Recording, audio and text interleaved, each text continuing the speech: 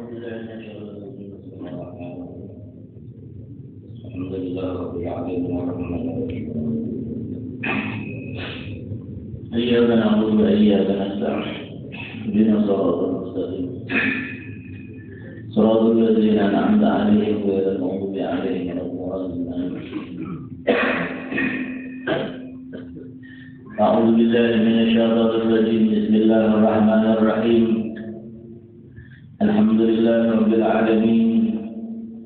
Alhamdulillahilladzi jama'ana fi hadzal majlisil mubarak fi sihhatin wa afiyatin wa salamatin min al-balaya wal amrad.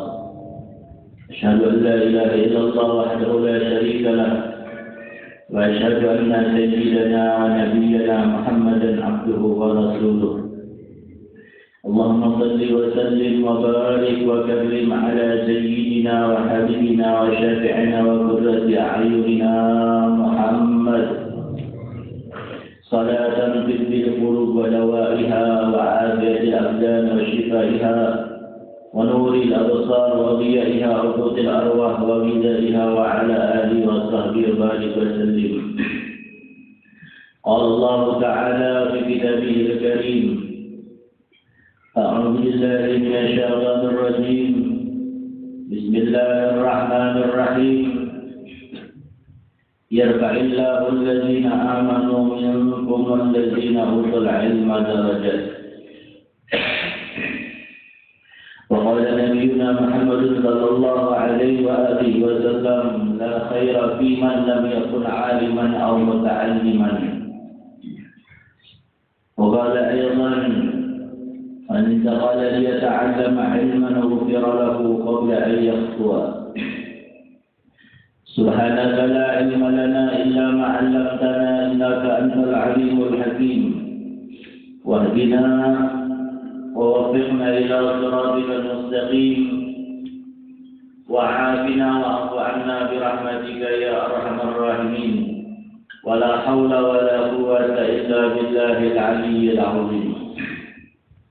رب اشرح لي صدري ويسر لي أمري واحلل عقدة من لساني يفقه قولي. أما بعد، نوينا التعلم والتعليم والنفع والانتفاع والتذكر والتذكير والإفادة والاستفادة والحث على التمسك بكتاب الله وبسنة رسول صلى الله عليه وسلم والدعاء إلى الهدى والدلالة على الخير ابتغاء وجه الله ومرضاته وقربه وثوابه سبحانه وتعالى.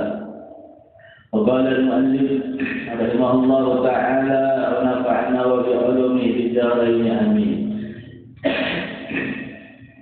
معصية أورثت ذلا واستكبارا خير من طاعة أورثت عزا واستكبارا.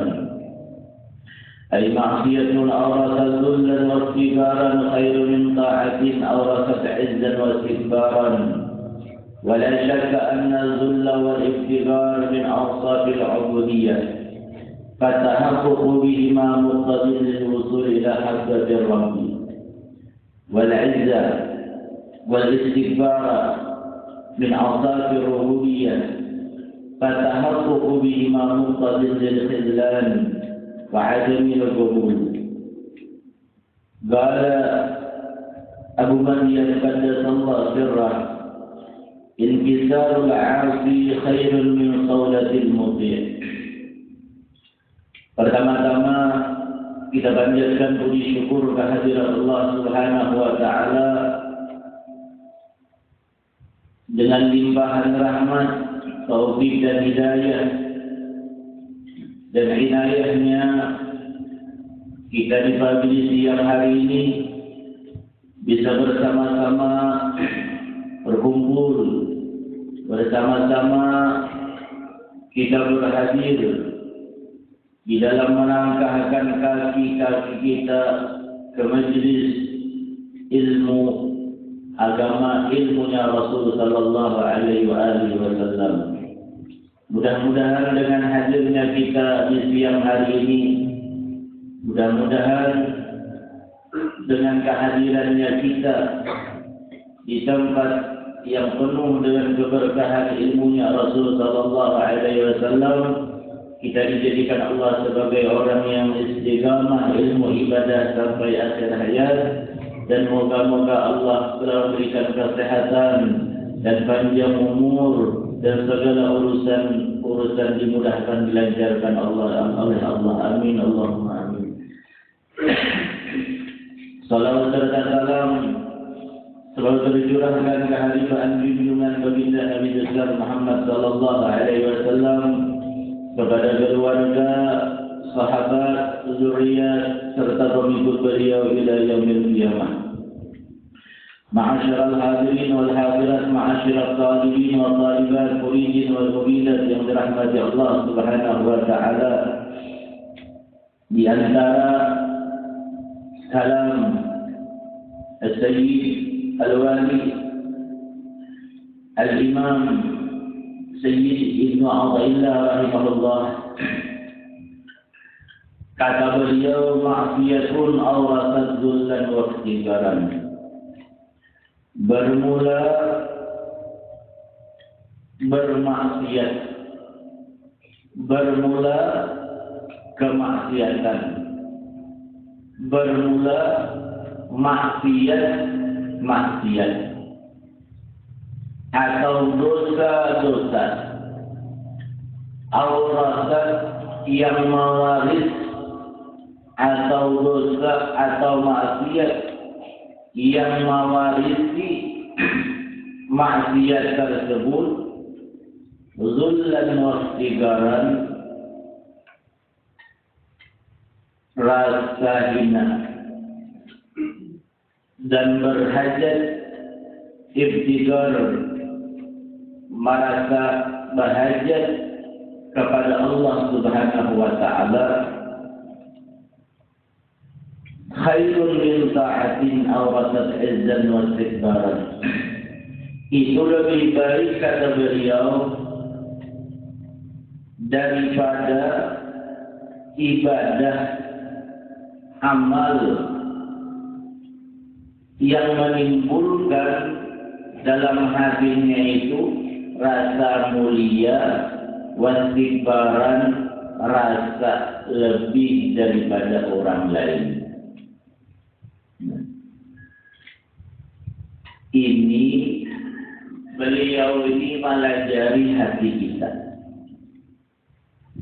membenahi hati kita lebih-lebih lagi di dalam kita beribadah kepada Allah Subhanahu wa taala. Manusia ini digolongkan Allah menjadi dua golongan. Golongan yang pertama, Allah golongkan hambanya tersebut min ahlil ibadah, min ahlil ta'ah, termasuk daripada orang-orang yang ahli ibadah, katuju beramal, katuju berbuat baik. Ini golongan pertama. Ini untung kalau seorang hamba itu digolongkan Allah Subhanahu wa taala min ahli taat, termasuk daripada ahli ibadah. Karena ibadah, karena amal, kita beribadah, kita beramal, kita menuntut ilmu. Ini pun salah satu rezeki yang Allah berikan kepada kita. Kita beribadah, tak kala kita sudah diberikan Allah Subhanahu wa taala rezeki, duit, kekayaan materi dan lain-lain sebagainya, ditambahi lagi oleh Allah, kita itu mau beribadah, diberikan Allah taufik hidayah. Ini nikmat zahir batin, bahkan nikmat dunia sampai nikmat akhirat dia dapatkan selama ini di alam dunia. Karena karena dia diberikan Allah rezeki ada rezeki itu pada perlu banyak. Rezeki itu pada perlu banyak. Walaupun banyak juga orang yang diberikan Tuhan rezeki, akan tetapi dengan banyaknya rezeki kadang merasa cukup. Ini susah dengan hidupnya.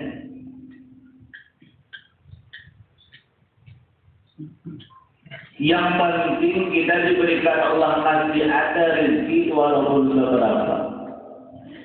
Tapi pertahankan ibadah takwa kita kepada Allah Subhanahu wa taala. Karena yakin aja setiap orang yang takwa, setiap orang yang beribadah, beramal kepada Allah Subhanahu wa taala, urusan rezekinya itu pasti ada. Pasti ada. Makanya kita dalam urusan rezeki itu banyak dan sedikit, yang penting yang kita jaga ketakwaan kita kepada Allah. Ibadah kita kepada Allah Subhanahu wa taala. Daripada orang ini banyak diberikan Tuhan rezeki, banyak diberikan Allah harta, banyak diberikan Allah urusan-urusan dunia, akan tetapi jauh daripada seseorang itu dekat kepada Allah Subhanahu wa taala. Berarti semua dunia atau rezeki itu Allah memberikan, tujuan Tuhan itu bukan mendekatkan dirinya kepada Allah, malahan menambahkan jauh dari Allah Subhanahu wa taala. Yang kita jaga takwa ibadah kita kepada Allah. Seberapa Allah memberikan rezeki kepada kita, yang kita penting perlu kita jaga tetap istiqamah takwa kita kepada Allah Subhanahu wa taala. Kalau memang kita bujur-bujur ibadah dan takwa kepada Allah Subhanahu wa taala, dalam urusan rezeki itu lancar dan mudah, asalkan kita yakin dan di dalam keyakinan tersebut dan di dalam Allah memberikan rezeki kita bersifat qanaah. Jangan hendak merasa lebih atau merasa lebih banyak daripada orang. Qanaah hanya kita itu seberapa Allah memberikan kepada kita dalam urusan rezeki, itulah sudah takdirnya Allah, itulah sudah pemberian Tuhan yang diridhai oleh Allah Subhanahu wa taala.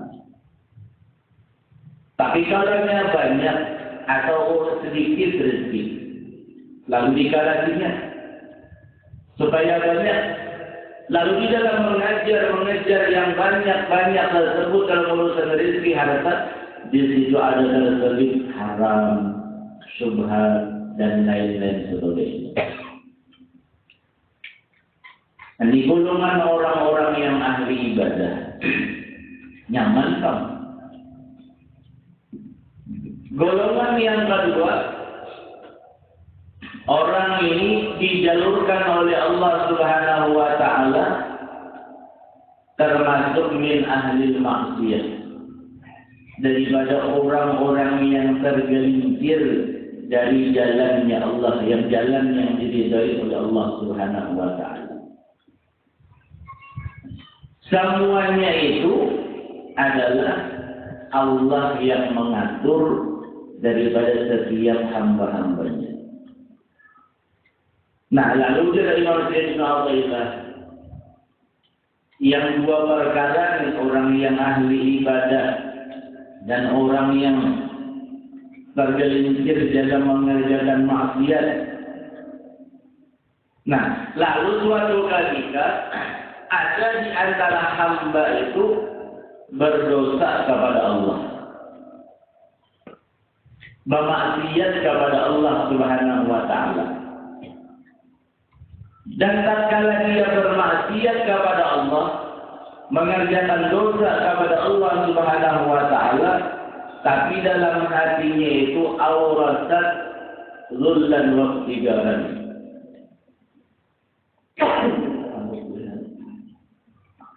Tuhan itu luas.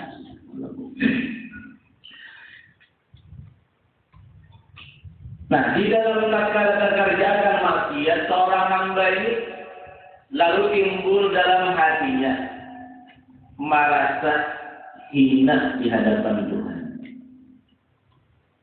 Merasa hina. Orang yang tagawi maksiat dibahas.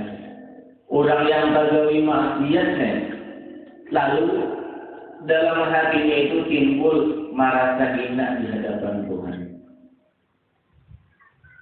Selain daripada merasa hina, orang yang mengerjakan maksiat ini ataupun orang yang memang dasar bujur mengerjakan dosa maksiat sengaja dikerjakannya, tapi dalam hatinya ada rasa hina, tapi dalam hatinya ada rasa iftigar kepada Allah Subhanahu wa taala, berhajat dengan rahmatnya Allah Subhanahu wa taala.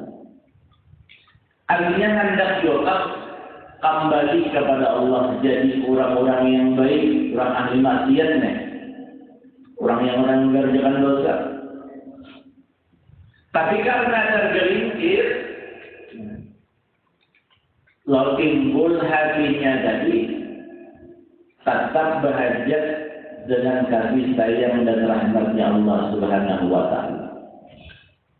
Nah, ini jadi lebih baik. Nah, orang yang diisi perhatian kita tahu. Orang yang diisi perhatian yang merasa hina, merasa berhajat lawan Tuhan, tak kalah tak kerjakan dosa, tapi merasa hina. Itu lebih baik daripada ibadah, daripada orang yang pak ibadah, daripada orang yang pak amal, tapi tak kala dia beribadah, tak kala dia beramal, Allah mewariskan atau yang menimbulkan ibadahnya tak kala dia beramal, beribadah, menimbulkan dalam hatinya itu merasa mulia dan sombong. Lebih baik orang yang tak kerjakan maksiat tapi merasa hina daripada orang yang pak ibadah, pak amal, hanya ibadah. Kita ni lamunya kata belajar, kalau sudah beribadah, kalau sudah pak amal, merasa hebat sudah. Merasa banyak amal. Bahkan misalnya orang lain kada mampu mengerjakan, si jin aja seorang yang mampu mengerjakan ini amal ibadah. Tapi ia beribadah, ia beramal itu merasa hebat, izzat, merasa mulia. Oh, hati-hati. Kita beribadah hati-hati. Memang Tuhan itu menyuruh kita memperbanyak ibadah, memperbanyak amal. Tapi kita beribadah, beramal, selain ibadah zahirnya, hati dijaga. Ilmu. Nah, makanya mereka ulama itu mengatakan, sebagaimana tidak dikatakan oleh mereka para ulama, innal ilma salasatu ashbarin. Sesungguhnya ilmu yang mereka ulama memiliki 3 jangkal. Shibrin, 3 jangkal, 3 kilan. Dan ilmu orang yang mengaji, orang yang beribadah, orang yang beramal, orang yang berilmu, orang yang beribadah memiliki 3 jengkal.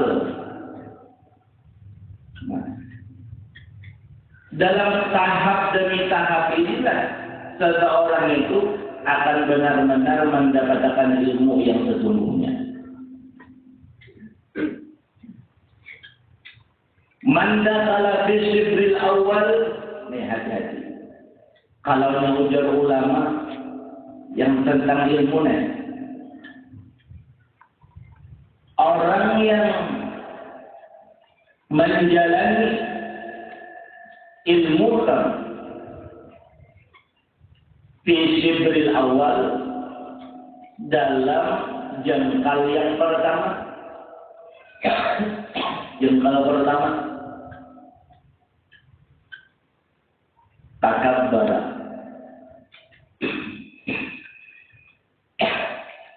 Ujar jadi orang itu masih ada rasa, masih ada sifat sombongnya dalam hati. Fi awal, orang-orang yang masuk di dalam jengkal yang pertama takabbara, bisa merasakan sombong.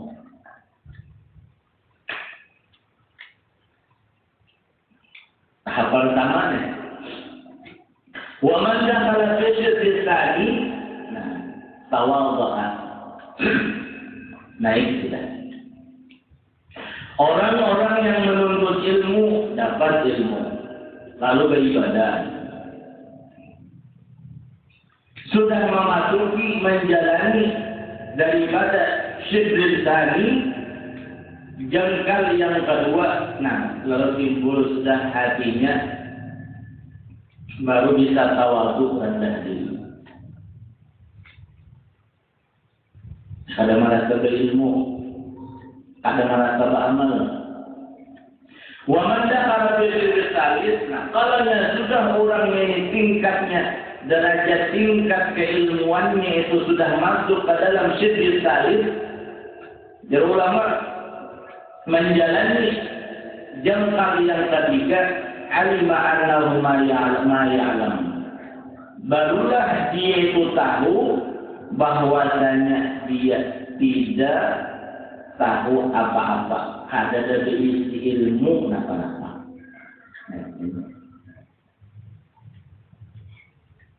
Kalau nama ilmu yang pertama fikih syariat. Orang ini belajar, misalnya belajar sembahyang, salat. Lalu dalam belajar salat tadi fikih, belajar fikih. Sudah belajar fikih tentang sembahyang. Ini baru syariat saja belajar ini. Baru fikih saja belajar sembahyang. Lalu rajin sembahyang. Sembahyang wajib, sembahyang sunat. Sembahyang apa? Puasa. Belajar puasa wajib, puasa sunat rajin. Ini ilmu fi shibril awal, itu nama. Masih ilmu yang jengkal yang pertama. Kalau masih ilmu yang jengkal pertama, yaitu ilmu syariat saja, yang dipelajari tentang sembahyang, tentang ibadah, lalu rajin beribadah, beramal. Orang tersebut, ujar mereka ulama, takabbara, timbul dalam hatinya itu rasa sombong. Kenapa? Merasa beribadah, merasa beramal.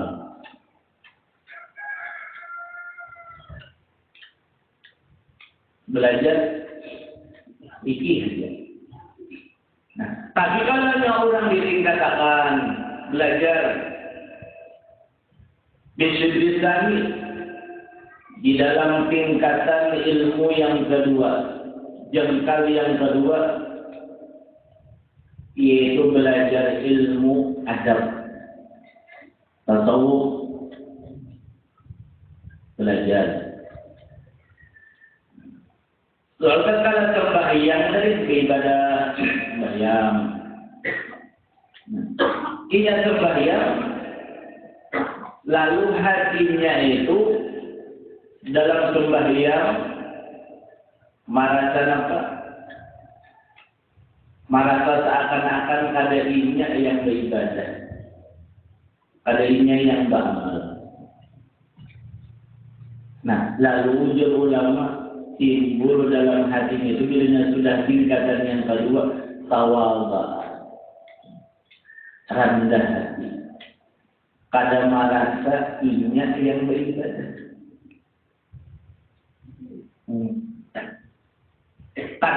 kita sekadar belajar ilmu fisyidil awal aja tentang syariat. Ibadah-ibadah kita.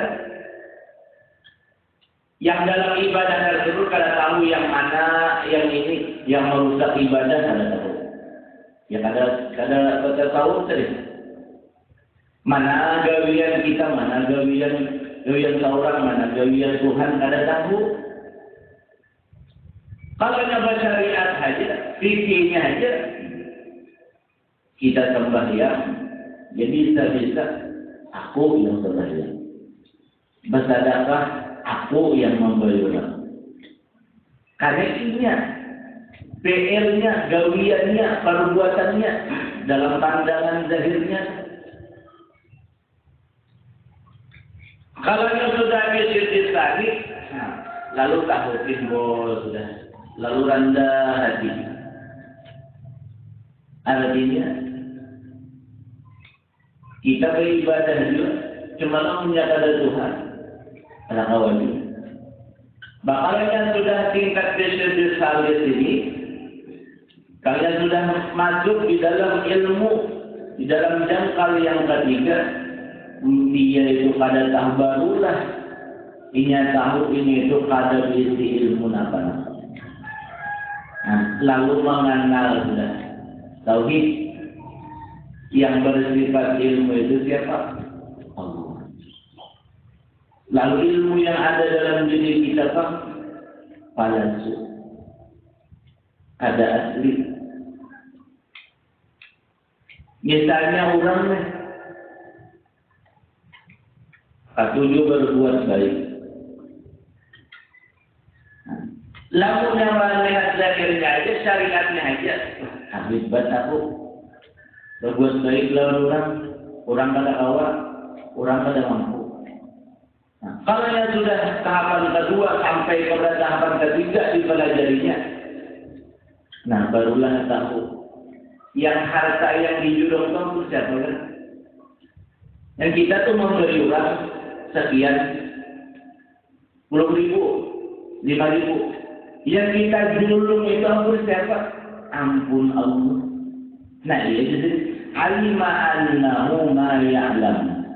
Barulah dia mengetahui bahwasanya dia itu kada tahu napa-napa, kada berilmu, kada beisi napa-napa.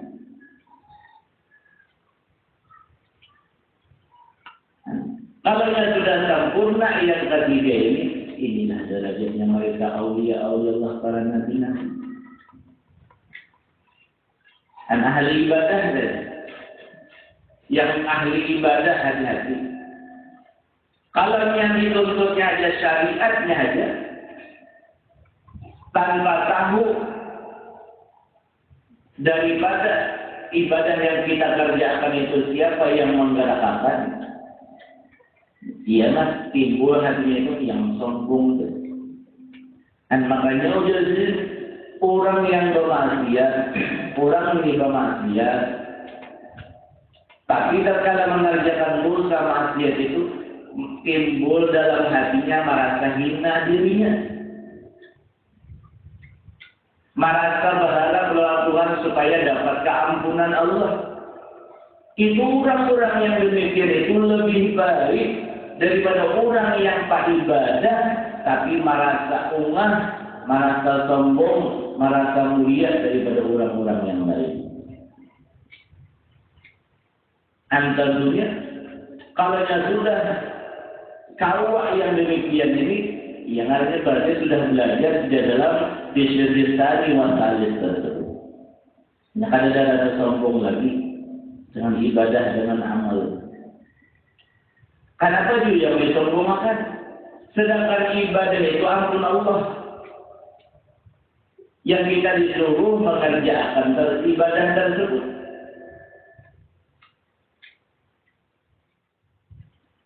Wala syakka anna al-qul wal istikbar. Dan tidak diragukan lagi ada diragukan lagi bahwasanya merasa hina dan merasa istikbar bahajat lawan Allah itu orang yang bahajat min awsabil ubudiyah itu termasuk daripada segala sifat-sifat kehambaan. Az-zuhd wal istikbar min awsalin sifatul ubudiyah. Dan sifatnya kita itu selain kita nih berisi sifat kita ini hina, kita ini berisi sifat lemah, kita ini berisi sifat selalu bahajat. Bahajat kepada siapa? Kepada Allah Subhanahu wa Ta'ala. Bukan kita memberikan hajat lawan orang ada, tapi kita yang bahajat lawan Allah Subhanahu wa Ta'ala. Kalau kita merasa kita yang dihajatkan orang, bongsong, semua. Hati-hati. Bahagialah punya keadaan aku dia turun dia acara acaranya, acara apa saja, dangdutan. Misalnya ada jadi orang ini baik acaraan pada aku juga yang turun ya. Itu dibangga-banggakan. Dangdutannya Tuhan. Ini jangan ada aku jadi misalnya kami dia ada sukses semacam ini. Orang yang mengadakan acara itu sama-sama. Ada atas nama satu panitia aja sama-sama. Nah makanya di sini tidak ada merasa lebih daripada orang. Nah karena yang namanya hina, yang namanya kita bahajat itu sifatnya manusia. Kita ini kan banyak hajat. Kita ini banyak hajat. Hajat dunia, hajat akhirat. Bahajat lawan siapa? Lawan Allah. Segala permasalahan kita bahajat lawan Tuhan. Kita sandarkan lawan Allah. Harapan mudahan Allah memudahkan, Allah melancarkan segala hajat-hajat urusan kita. Memang sifat hina dan sifat bahajat itu sifatnya seorang hamba. Ada diragukan lagi. Fatahaqqu bi ma muqtadin lil wusul ila hadratir Rabb. Maka yakinlah dengan keduanya sifat hina dan sifat bahajat lawan Tuhan itu muqtadin menuntut lil wusul untuk sampai ke hadrat Allah Subhanahu wa Ta'ala. Dan kita ini hamba. Kalau ada perasaan hati kita merasa hina, walaupun segudang ibadah, kalau segudang halus sampai segunung Uhud ibadah kita nih, kata yang ngaran hamba itu kita ini hina. Kata yang ngaran hamba itu kita bahajat lawan Allah Subhanahu wa Ta'ala. Orang yang beribadah walaupun ibadahnya banyak, pasti bahajat kepada siapa? Kepada Allah. Nah bahajatnya mudahan diterima itu aja. Mudahan diterima Tuhan.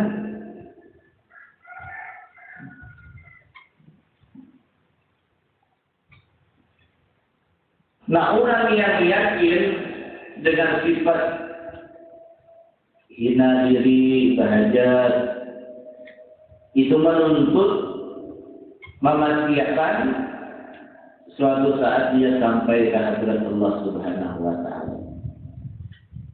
Dan dengan istighfarnya itu dengan hajat-hajatnya lah, pasti Allah akan mengabulkan permohonan permintaannya. Karena ini yang merasa hina. Wal-'izz wal-istighfar, wala syakka anna al-'izza wal-istighfar atau min asafir rububiyyah. Dan tidak diragukan lagi kata beliau, sesungguhnya sifat mulia, merasa mulia, sifatnya mulia, sifat mulia, wal-istighfar, sifat sombong, itu termasuk daripada sifat-sifat ketuhanan, sifatnya Allah Subhanahu wa Ta'ala. Yang mulia Allah, kita hina. Yang bahagia kita, Allah ada bahagia.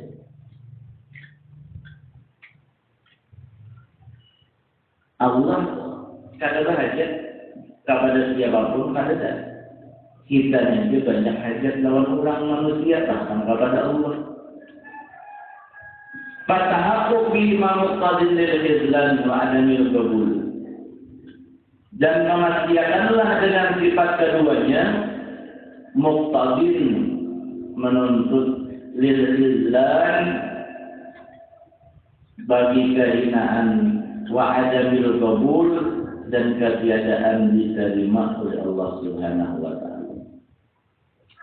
Nah, kalau seorang hamba nih memastikan dirinya itu merasa mulia dan merasa sombong dengan ibadah yang dikerjakan, pasti dari orang itu kebiasaan mendapatkan kehinaan pulang dari Tuhan.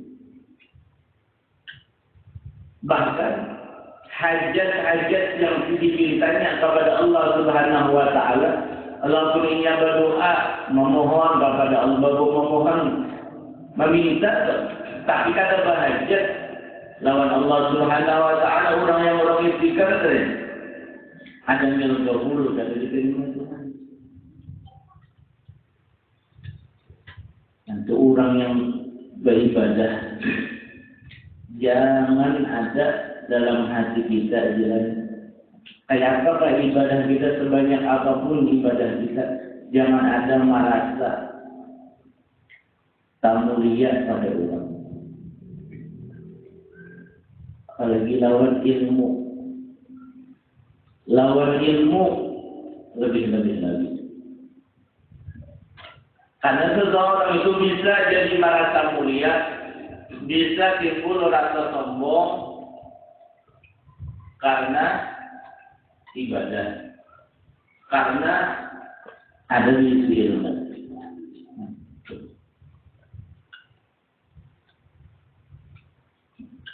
Nah, kalau orang-orang yang demikian yang ahli maksiat dosa dengan dosa yang dikerjakannya, tapi yaitu merasa hina di hadapan Tuhan, merasa berhajat kepada Allah supaya dapat keampunan, nah itu lebih baik daripada orang yang beribadah, beramal, tapi rumah, tapi bangga. Jadi Nabi Allah dan Nabi Allah Adam alaihissalam. Nabi Allah Adam kan suatu ketika beliau terpeleset di dalam mengerjakan dosa larangan Tuhan. Tapi Nabi Allah Adam itu berharap kepada Allah supaya dapat keampunan. Dan Nabi Adam tatkala tergelincir mengerjakan dosa yang disebabkan oleh iblis, lalu mengerjakan dosa, lalu Nabi Allah Adam ini merasa hina di hadapan Tuhan. Karena Nabi Adam ini merasa hina dan berhajat kepada Tuhan supaya dapat keampunan, akhirnya Nabi Allah Adam itu dijadikan oleh Allah Subhanahu wa Ta'ala termasuk daripada asfal asfiyah, manusia hamba yang bersih dan yang paling dibersihkan oleh Allah Subhanahu wa Ta'ala. Nabi Adam. Tapi sebaliknya, iblis ribuan tahun mengerjakan ibadah amal iblis dalam surga. Tapi karena sombong, si iblis itu merasa lebih baik daripada Adam, merasa lebih mulia daripada Adam. Si iblis itu hatinya merasa lebih banyak ilmunya daripada Nabi Adam. Si iblis itu merasa lebih kuat daripada Nabi Adam. Dengan kesombongannya, akhirnya iblis dijadikan Allah hamba yang paling terkutuk daripada hamba-hamba yang terkutuk. Sebabnya apa? Sebab karena kesombongan. Nah, demikian saja. Makanya kalau dia Allah, fala tuzakku anfusakum huwa a'lamu biman ittaqa. Fala tuzakku anfusakum, janganlah kalian itu merasa bersih terhadap diri kalian. Janganlah kalian merasa lebih baik diri kalian daripada orang-orang lain. Huwa a'lamu biman ittaqa, karena kita kada tahu yang baik ini mana, yang jahat ini mana, kita kada tahu. Boleh jadi pandangan kita buruk di mata kita, itu yang lebih baik di hadapan Allah. Atau orang itu yang buruk, orang itu baik di hadapan kita, tapi sebaliknya orang itu di pandangan Allah jelek dan jahat di hadapan Allah Subhanahu wa taala. Wa a'lam biman ittaqa. Allah lah yang lebih mengetahui siapa hamba-hamba yang mana yang jujur-jujur takwa ibadah baik kepada Allah Subhanahu wa taala. Mudah-mudahan Allah menjadikan minal muttaqin. Mudah-mudahan kita termasuk daripada orang-orang yang dipilih Allah sebagai orang-orang yang takwa, yang dibersihkan hati-hati kita oleh Allah. Amin. Allahumma amin. Fala tuzakku anfusakum wa a'lamu biman ittaqa. Dan makanya hati kita berat dalam urusan hati.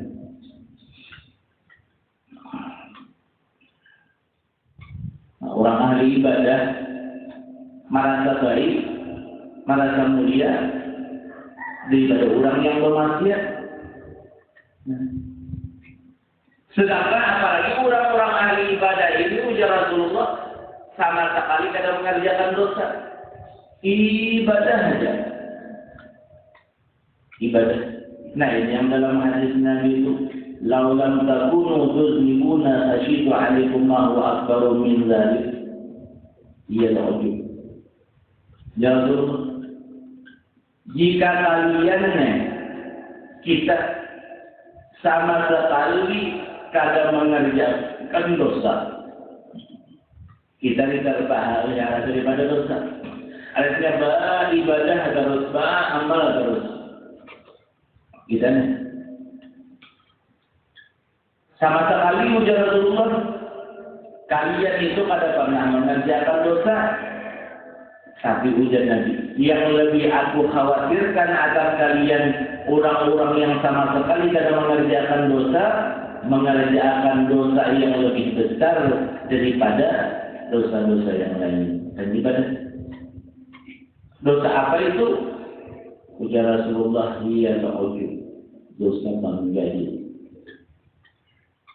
Perhatian. Kadang-kadang orang ini ibadah, amal, sama sekali tidak mengerjakan dosa, sama sekali tidak mengerjakan maksiat, bahkan ibadahnya itu ampuninya seorang. Tapi di dalam ibadah, amal-amal tersebut hatinya itu ujub, sombong. Ini ujar Rasulullah yang aku khawatirkan daripada orang-orang yang mengerjakan dosa selain hidup tersebut. Dan di dalam hatinya itu ada penyakit ujub, merasa bangga dengan ibadah, dengan amal yang dikerjakan. Lalu pada dibuanginya. Orang yang kada mau membuangi sifat-sifat penyakit hati, kada mau mengobati sifat-sifat penyakit hati, dijaga dan dipelihara, sombong dipelihara, riya dipelihara dalam hatinya, hiri dengki dipelihara, apalagi bakhil pemalar dipelihara dalam hatinya. Pokoknya sifat-sifat yang ada baik ujar Rasulullah disimpan dipeliharanya dalam hati. Orang tersebut termasuk daripada ridhal munkar. Senang kemungkaran ada di dalam hati. Kenapa senangnya? Karena kada mau mengobati penyakit-penyakit yang ada di dalam hati. Orang yang ridha munkar, orang yang senang dengan kemungkaran zahir. Namanya kemungkaran zahir itu biasanya kita melihat orang bermaksiat. Kita ada besi apa-apa, jabatan kada. Man ra'a minkum munkaran falyughayyirhu biyadihi. Kita ada besi kekuasaan. Seandainya kita menanggung orang yang bermaksiat, kita yang celaka. Ada mampu fabilisan ini dengan lidah. Kita kada mampu cuma nasihati. Kalau nyami nasihati, buahkan barang. Paling kada fabikalbi lawan hati. Hati kita itu kada senang di dalam orang-orang yang mengerjakan dosa maksiat. Itu paling rendahnya. Sudah kita menegak kemungkaran itu untuk orang lain. Lalu bagaimana ulama kalanya kemungkaran itu ada di dalam hati kita? Sebagaimana dalam hati orang sombongnya ada, ujubnya ada. Bahkan hiri dengki ada juga. Ingat istilah yang larang hiri dengki itu. Sudah dulu kita bicara tentang hiri dengki. Yang larang hiri dengki itu hatinya itu kada nyaman melihat orang dapat nikmat. Itu hiri dengki. Bicara dulu. Lihat di masing-masing hati kita. Bila yang hati kita itu kada melihat orang dapat nikmat, satu hati kita itu kada senang, bahkan kada kau duri melihat orang dapat nikmat, kada kau duri berarti dalam hati kita ini ulama ada sifat dari ini. Gelisah melihat orang dapat nikmat itu gelisah. Bahkan memikirkan kayak apa supaya hilang nikmat orang tadi dipikirkannya. Itu iri. Yang kedua, orang iri itu tak kala orang lain dapat musibah, dapat ujian, hati kita tenang. Berarti hati kita ini ada diri dan kimia juga. Lalu sifat-sifat penyakit ini masih ada dalam hati kita kadang menghilangkannya, membiarkannya aja. Nah ini ridha munkar. Termasuk ujar ulama, ini itu ridha, senang aja kemungkaran ada di dalam diri, ada di dalam hati. Makanya kalau orang itu ridha munkar, senang kemungkaran yang zahir, senang. Apabila kemungkaran yang ada dalam hatinya itu senang, yuridu an bil iman, mewarisi, dikhawatirkan orang tersebut dengan sebab ridha dengan kemungkaran dicabut oleh Allah Subhanahu wa taala imannya. Alhamdulillah, subhanallah.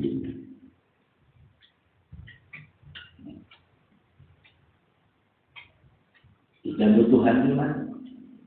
Makanya seapapun ibadah seseorang, seapapun amal seseorang hamba ini, kalau masih ada kemungkaran di dalam hati, kalau dibersihkan, hati-hati. Bukannya ibadah itu dengan sebab ibadah tersebut akan menjadikan husnul khatimah. Kalau masih ada dalam hati kemungkaran, malahan menjadikan seseorang itu mati su'ul khatimah, imannya dicabut oleh Allah Subhanahu wa taala. Makanya ulama itu kita selain kita membersihkan zahirnya kita, ibadah zahirnya kita, bersihkan batiniah kita, hati kita bersedia.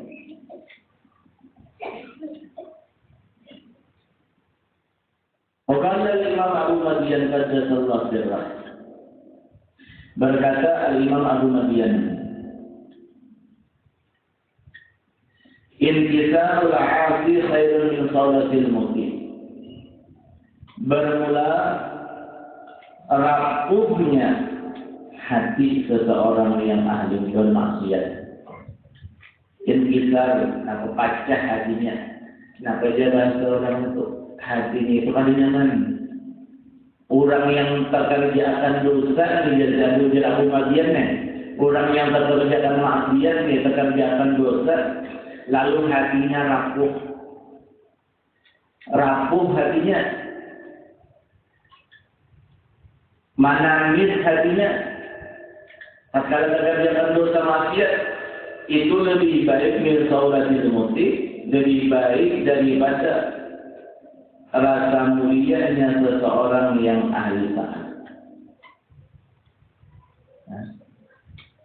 Rasa mulia daripada orang-orang yang ahli taat. Kenapa? Artinya seandainya orang yang terkerjakan dosa maksiat juga kembali kepada Allah, minta ampun kepada Allah Subhanahu wa taala. Allah mengampuni. Ada dia makan itu. Nah ini kalau orang yang tatkala mengerjakan dosa lalu hatinya rasa hancur, terkerjakan dosa toh, tapi ini istighfar kepada Allah, bahajat lawat Tuhan supaya dapat keampunan. Nah itulah lebih baik daripada orang-orang yang merasa mulia daripada muti orang-orang yang ahli taat ibadah kepada Allah Subhanahu wa taala. Nah, mudah-mudahan hati kita ini dijagakan Allah. Kita ini gaya-gaya alhamdulillah beribadah. Alhamdulillah mau hajat tulak ke pengajian menuntut ilmu mau hajat. Cuma itu tadi jaga hati. Dan orang yang masih merasa hina, masih kurang dengan ilmunya, ibadahnya istiqamah dalam ilmu, istiqamah dalam ibadah sampai akhir hayat.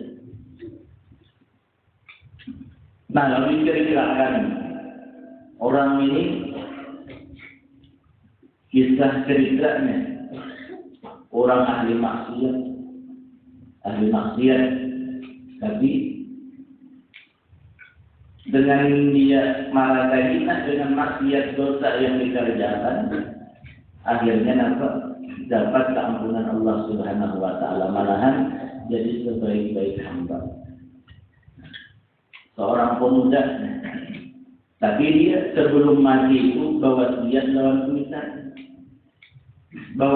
lawan kuitan sebelum mati supaya sebelum mati itu mamanya ini melaksanakan wasiat 4 perkara. Karena mamanya ini hendak menyelamatkan anak, lalu mamanya ini mengerjakan wasiat anak sebelum mati dan sampai sebelum dia masuk ke dalam alam kubur. 4 wasiat. Insyaallah enak. Anda haulan dengan jadi kita hari ini hari ini kita mukadimah.